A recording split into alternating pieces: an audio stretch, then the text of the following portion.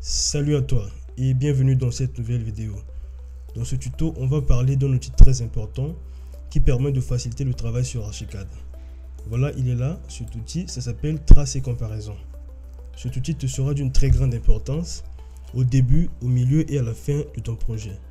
Donc je t'invite à regarder la vidéo jusqu'à la fin pour ne manquer aucune explication. Si c'est ta première fois de regarder nos vidéos, sur cette chaîne, nous parlons de l'architecture, du design intérieur et de la conception architecturale sur Archicad. Donc abonne-toi et active la cloche de notification pour être notifié quand on publiera des tutos comme celui-ci. On va très vite aller dans le vif du sujet. Donc on va chercher là où se trouve l'outil trace et comparaison. L'outil trace en fait se trouve ici, n'est-ce pas? Essayons par exemple de dessiner quelque chose sur un étage, soit le sous-sol. On vient au sous-sol et on cherche. Alors, on va voir canapé. On prend un canapé, on fait OK. Voilà. Voilà, on a mis un canapé, n'est-ce pas, au sous-sol. L'étage qui est écrit ici, c'est sous-sol. On va au rez-de-chaussée et on va activer. Voilà, déjà l'outil trace est activé. On va maintenant chercher quel est l'étage sera pour nous considéré comme trace, n'est-ce pas? Donc on va cliquer sur la petite flèche qui se dirige vers le bas ici et puis on va chercher choisir référence. Là il y a déjà un certain nombre de trucs qui est prédéfini. Si on ne trouve rien, parce que pour nous ce qu'on a besoin c'est sous-sol, donc on va chercher dans naviguer pour référence de trace. Là maintenant on a toute la structure de notre projet et on va sous-sol se trouve ici. On clique sur sous-sol et on fait OK.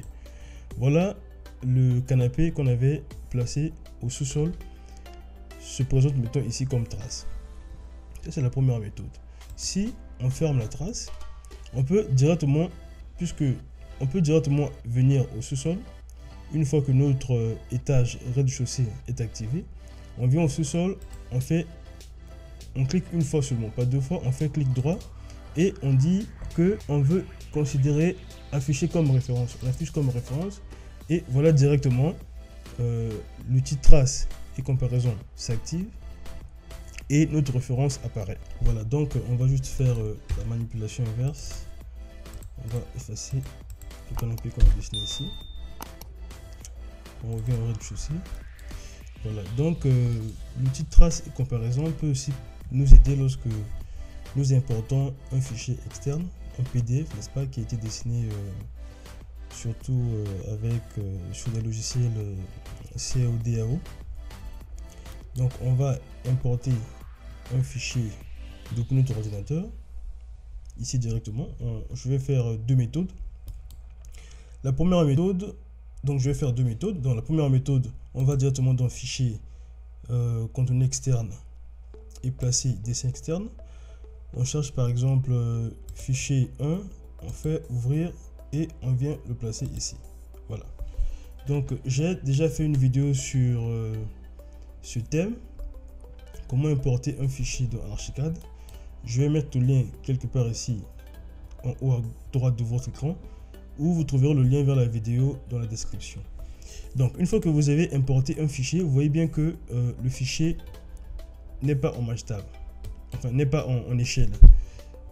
Alors sur le dessin c'est affiché 6 mètres, 6,6 mètres. On prend la règle, on essaie de mesurer, on voit que c'est pas 6 mètres, n'est-ce pas? On peut mettre à l'échelle, mais toujours on ne trouvera pas quelque chose de rigoureux, n'est-ce pas? Si on le met à l'échelle, on vient là, on fait OK. Là on n'a pas de point d'attraction, n'est-ce pas, parce que c'est une image. Donc on va juste chercher un point. Alors c'est un peu rigoureux. On prend un point là et jusque là et on écrit 6600. OK. Donc lorsqu'on va essayer de mesurer, on aura 6600 plus ou moins. Donc soit plus avec quelques poussières, soit moins avec moins quelques poussières. C'est 6605, n'est-ce pas? C'est pas rigoureux. Il n'y a pas aussi de point d'attraction. Donc là, lorsque vous avez ce genre de problème, ce qui vous arrive à l'esprit, c'est de décomposer ce document, n'est-ce pas, en éléments simples dans Archicad, c'est-à-dire les primitifs, les hachures, les cercles, les polygones, les lignes, etc. Donc pour décomposer, vous faites CTRL-SHIFT égal et OK. C'est pas là, vous avez certainement, on a conservé le mot original et puis les éléments qu'on a décomposés. Là maintenant vous voyez que cette ligne c'est vraiment une ligne. Quand je clique c'est vraiment une polyline qui est sélectionnée ici. Une fois que vous êtes là, on peut sélectionner notre élément, on dit de mettre à l'échelle et là on a mettons des points d'ancrage, n'est-ce pas? Il y a l'attraction. On clique sur un point et sur un deuxième point, on dit que cet écart mesure 6600. Et là vous voyez qu'on a mis notre dessin à l'échelle de manière rigoureuse. Bon, ça c'est la première étape. Voilà, mais là maintenant si vous voulez dessiner, vous voyez bien que vous n'allez pas prendre par exemple un mur et dessiner sur prendre un mur comme ça. Une fois que vous avez dessiné le mur, après vous avez votre mur, mais vous avez aussi des choses qui sont derrière, donc c'est pas rigoureux, c'est pas propre de dessiner comme ça. La bonne manière de faire, c'est plutôt de, je supprime d'abord tout, de mettre tout ça par exemple sur une feuille de travail. Alors la feuille de travail se trouve ici. Lorsque vous ouvrez votre projet, vous avez la structure de votre projet, vous avez ici feuille de travail, n'est-ce pas? Je clique par exemple ma feuille de travail. J'ai déjà créé une feuille de travail. Je clique sur ma feuille de travail et là vous pouvez importer votre document.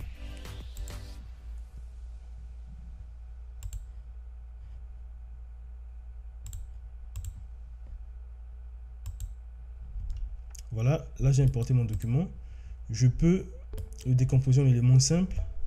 Donc, CTRL-SHIFT égal. Je décale du dessin. Alors, je ne conserve pas, je fais OK. Voilà, j'ai maintenant quelque chose comme ça qui est décomposé en éléments simples de Archicad, les hachures, les lignes, les polylignes, les cercles, etc.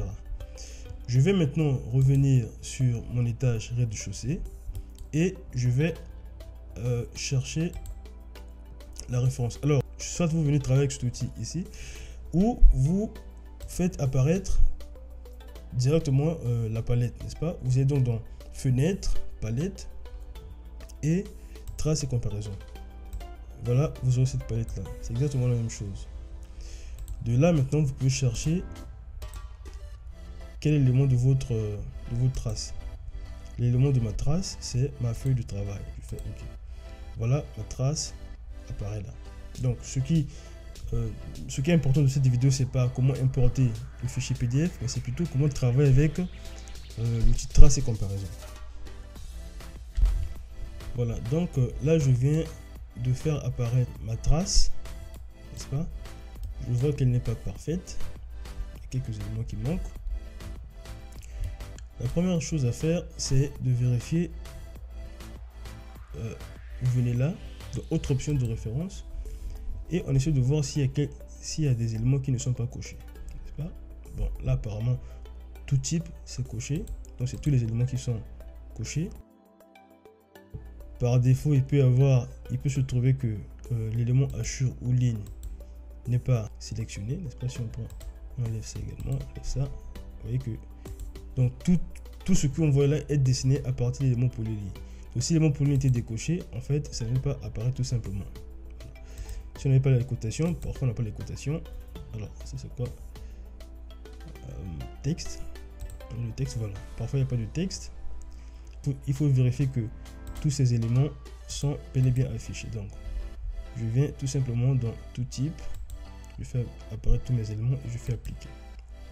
Malgré ça, je vois qu'il y a toujours des éléments qui ne sont pas bien dessinés. Alors quand je reviens sur ma feuille de travail, je vois que mon dessin est plus ou moins propre. Alors, on va résoudre ça. On va venir là où c'est écrit ronde transparente, hachure et zone. Vous voyez que c'est sélectionné, c'est actif. On va rendre ça inactif. On clique une fois et on voit que notre dessin devient de plus en plus intéressant. On voit bien les surfaces bien représentées, les lignes, etc., etc. Il faudrait juste rendre actif ou inactif cet outil là. Deuxième outil qui est juste à gauche, c'est afficher, masquer, diviseur. Voilà. Si on clique une fois, on voit qu'il y a des éléments qui apparaissent sur notre espace de travail. Alors, à quoi ça sert? Si on clique par exemple sur cet élément et on essaie de faire glisser, voilà. Dès qu'on arrive là, attention, vous voyez par exemple j'ai ma façade là. Dès que je dépasse ma façade, la façade disparaît. En fait, ça efface les éléments actifs du projet. J'ai oublié d'expliquer. Ce qui est écrit référence, c'est en fait ma trace. L'élément auquel on prend référence, n'est-ce pas? C'est-à-dire ma feuille de travail. Donc ma feuille de travail sur cet étage rez-de-chaussée est considérée comme une trace. N'est-ce pas? On prend référence à ça. Les éléments actifs, en fait, sont les éléments qui sont sur mon étage. C'est-à-dire sur mon étage rez-de-chaussée. Ces éléments sont mes façades, X, etc. Quand je clique sur ma façade, vous voyez que l'élément est sélectionné. Et quand je viens cliquer sur ma référence, on dit que l'élément, attention, l'élément est inactif dans cette vue. N'est-ce pas? Parce que l'élément, c'est une référence. On prend juste ça comme comparaison. On veut comparer ma feuille de travail par rapport à mon étage. Donc, lorsqu'on a activé affiche et masquer, on peut... Donc, lorsqu'on va de gauche à droite, on affiche ou on masque les éléments actifs. N'est-ce pas? Donc, c'est à ça que ça sert. Un peu plus à gauche, on a un autre élément, référence en haut. On clique. En fait, cet élément, alors on enlève ça. Lorsqu'on sélectionne notre élément, vous voyez que la référence se trouve maintenant au-dessus des éléments actifs. Lorsqu'on clique une fois, les éléments actifs prennent le dessus, n'est-ce pas? Donc, ça sert juste à balancer les éléments actifs et références l'un au-dessus de l'autre. L'autre élément à savoir sur la trace et référence, c'est déplacer. On clique sur déplacer, on peut déplacer notre élément. Donc on déplace, on vient déposer, ça reprend sa place initiale. On clique, on peut déplacer, on veut voir les éléments actifs. Ah, les éléments actifs se trouvent là. Dès qu'on clique encore et l'élément de référence reprend sa position initiale. Il y a une différence entre déplacer temporairement et la translation. Vous voyez que c'est écrit déplacer temporairement. C'est un déplacement temporaire. À chaque instant, quand on clique pour la deuxième fois, ça reprend sa place initiale. Là, un peu en haut, on a la translation. La translation, ça permet de déplacer vraiment l'élément, notre référence. Ça permet de déplacer vraiment notre référence. Vous voyez que l'élément est déplacé. Mais attention, vous voyez que là, on a déplacé la référence, n'est-ce pas, par rapport à l'origine, ça se trouve un peu à gauche. Et lorsqu'on rend active notre feuille de travail, le déplacement qu'on a fait sur l'étage rez-de-chaussée n'a pas influencé notre objet, la position de notre objet sur la feuille de travail. Vous voyez que ça se trouve vraiment sur la position initiale des ordonnées. Pour revenir à la position initiale, il suffit de cliquer sur rétablir position par défaut. En cliquant, et voilà, ça reprend sa position initiale. Autre élément à voir, c'est la rotation. On peut cliquer sur la rotation et définir une certaine rotation. Par exemple, de 45 degrés, je fais OK. Voilà, et déplacer. On peut essayer de vérifier là, ça n'influence en rien notre dessin ici. Pas, la rotation, c'est seulement la référence qui a été influencée par la rotation qu'on vient d'appliquer, mais l'élément en lui-même n'est pas influencé. Donc on reprend la position initiale. Donc on peut faire un certain nombre de déplacements. Par exemple, ça c'est le premier déplacement. Encore le deuxième déplacement. Et on fait la rotation. OK. Dès qu'on clique sur référence, vous voyez que ça reprend la position initiale. C'est pas la position précédente, mais c'est la position initiale. N'est-ce pas? Par exemple, on venait de faire 3 manipulations, mais dès qu'on a cliqué sur rétablir position, par défaut, ça a repris la position initiale. Il faut faire très attention avec ça. Autre chose à savoir sur les traces, c'est la manipulation des couleurs. Par défaut, on voit que notre référence est associée à cette couleur, n'est-ce pas? Cette couleur, on peut diminuer